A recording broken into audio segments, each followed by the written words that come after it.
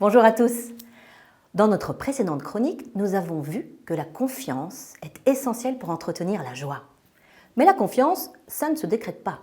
Elle se construit lentement et peut se briser facilement.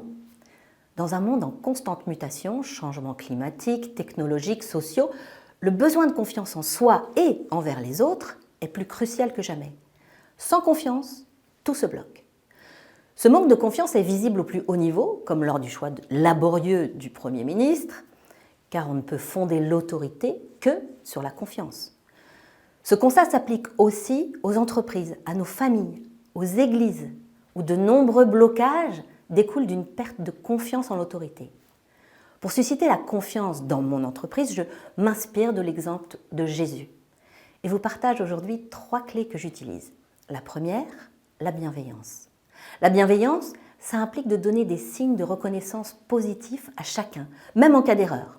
J'évite à tout prix de juger la personne sur ses performances du moment, ce qui tuerait sa motivation. Par exemple, au lieu de dire « tu es comme ça parce que tu as fait cette erreur », j'inverse les causalités.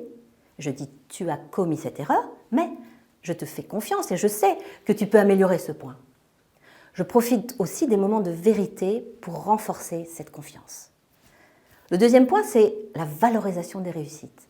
Pour bâtir la confiance, je m'attache à donner un cap et à marquer et mémoriser les réussites, à relire aussi les erreurs comme autant d'opportunités d'apprentissage plutôt que des échecs.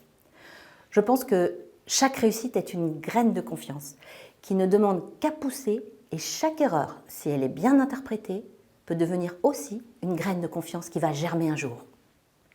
Le troisième point, c'est la crédibilité. Si je ne suis pas crédible, la confiance se perd. On assiste à une crise de crédibilité des porteurs d'autorité qui, aujourd'hui, se fondent sur l'incohérence entre ce qu'ils disent et ce qu'ils font. Pour être crédible, je fais très attention à bien communiquer, à parler en vérité, mais surtout à agir en cohérence avec mes paroles, tout en vivant la fraternité. Nous croyons en un Dieu aimant qui nous connaît par notre nom et qui nous fait confiance. C'est cette confiance de Dieu en nous, bien qu'on en soit indigne, qui nous permet de croître, de grandir et de déployer pleinement nos talents avec joie. Alors faisons confiance et inspirons confiance. Pour conclure, je vous laisse avec ce proverbe. Recommande ton activité à l'Éternel et tes projets seront affermis. À très vite pour une prochaine chronique, si Dieu le veut.